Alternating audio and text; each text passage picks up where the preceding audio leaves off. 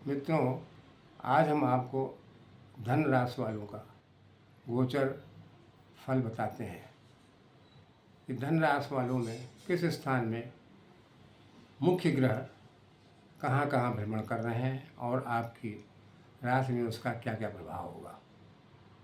सबसे पहले आते हैं बृहस्पति। बृहस्पति इस समय मिथुन राशि में चल रही है, जो आपके सप्तम स्थान में होगी। ये बृहस्पति सप्तम स्थान में आपके पत्नी के लिए, पत्नी के स्वास्थ्य के लिए अच्छी होगी। आपका कोई व्यापार है या मुकदमेबाजी चल रही है तो वो भी आपके लिए फलीभूत होगी। ये 9 मई से प्रारंभ हुई है, जो 9 जून 2026 तक चलेगी। बृहस्पति सप्तम स्थान में बैठ के पंचम स्थान को देखती है। पंचम स्थान लाभ स्थान हो गया। लाभ की वृद्धि कराएगी। व्यापार हो या आपकी नौकरी हो, उसमें आपको धन की वृद्धि करेगी।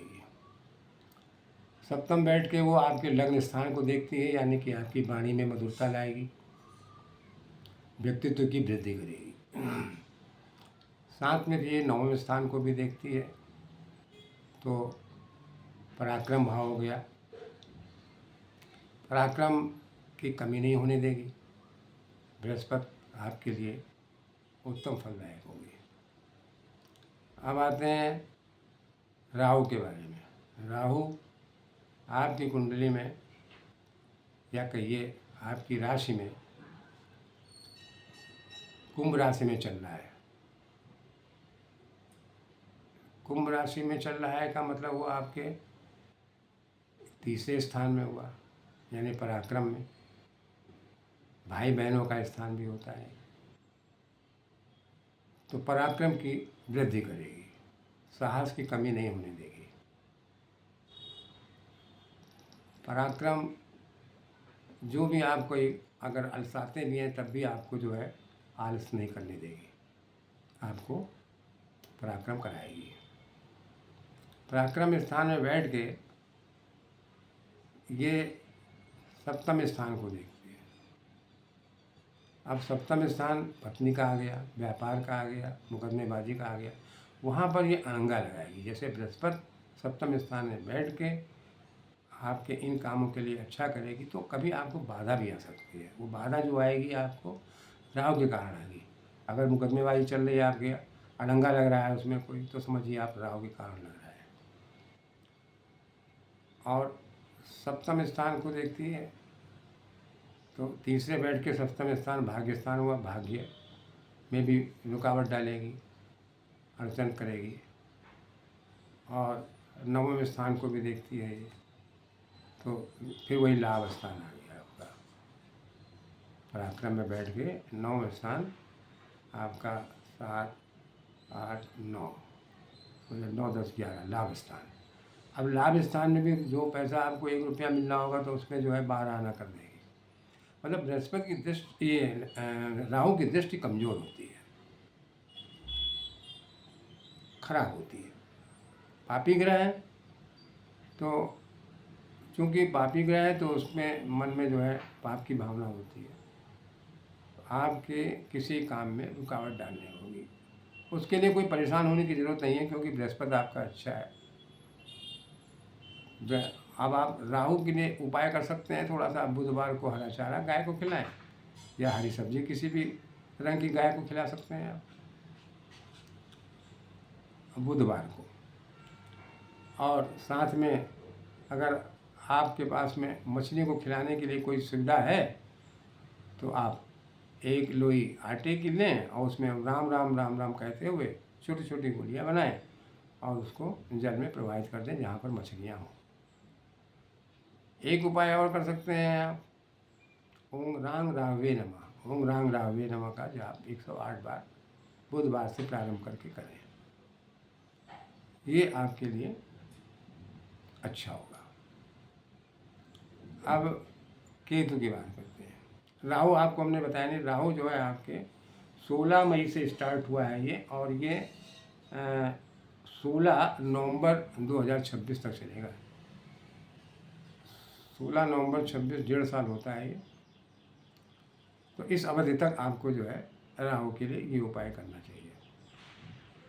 केतु आपके 9वें स्थान में बैठी हुई है। 9वें स्थान में भाग्योदय में रुकावट करती है, धीरे धीरे करती है, अड़ंगा लगाती है, किसी काम को बनने में कोई अड़ंगा लगा देती है।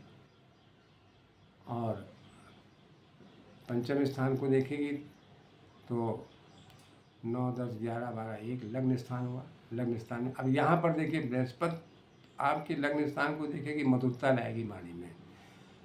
लेकिन जब केतु आपके जो है लग्न स्थान को देखेगा तो कुटिलता लाएगा। माने कभी कभार आपके मन में ये बातें आएंगी हम छल कपट करें, तो ये भावना नहीं आपके आएगी। 5वां हो गया, 7वां स्थान हो गया पराक्रम भाव। पराक्रम में राहु बैठा हुआ है, उसका पिछ लघु है केतु। तो पराक्रम में यहाँ पर केतु कमी कराएगा।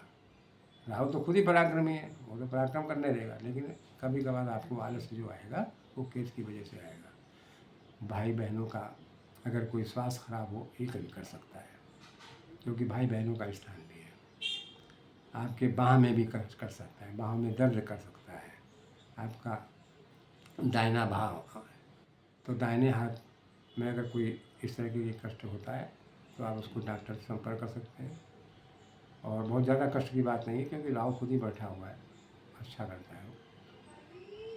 और अब आपके सप्तम के साथ की बात हो गया, 9, 7, तीसरा, चौथा, 5वां है संतान भाव। अब संतान भाव को देखती है तो संतान के लिए थोड़ा परिश्रम का परेशानकारी होगी। संतान के सुख दुख में कष्ट देगी। केतु के लिए आप ओम किंग केतुवे नमः का जाप कर सकते हैं। शनिवार के दिन काला कंबल या काला तिल किसी भिखारी को या कोई अपंग व्यक्ति मिल जाए तो उसके लिए जो है अच्छा रहेगा।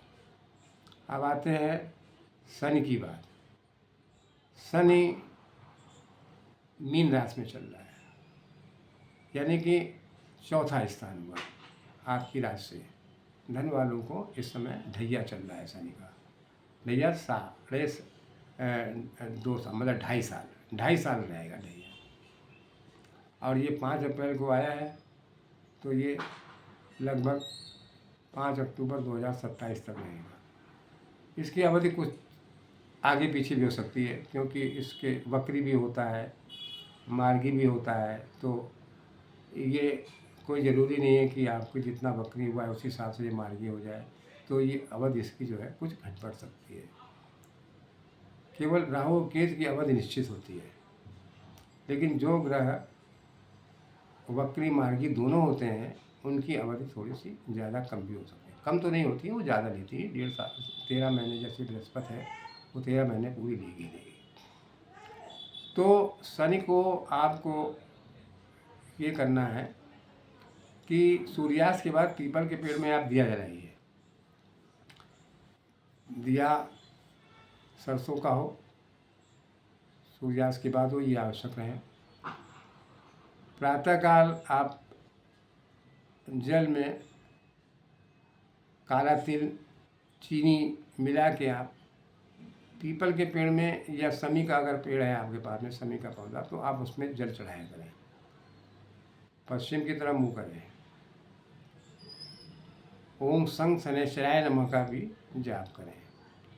यह आप हर शनिवार को कम से कम किया करें। और एक शनि कवच आता है, वो शनि कवच बहुत बड़ा नहीं है, उसको 7 बार करना चाहिए। अगर शनि का पौधा आपके घर में लगा है तो अति उत्तम है। आप प्रातःकाल नहा धो के शनि के वृक्ष में जल में चीनी काला तिल मिला के चढ़ा सकते हैं। अगर नहीं है तो आसपास अगर पीपल का पेड़ है तो वहाँ पर जलाया करें। इससे आपका शनि की जो भी बाधाएं हैं शनि द्वारा, वो आपको बहुत कम कर देंगी, बहुत हद तक कम कर देंगे। और आपका ये अवधि में जो कष्ट है वो आपका निपट जाएगा। इसमें आपको परेशान होने की ज़रूरत नहीं है।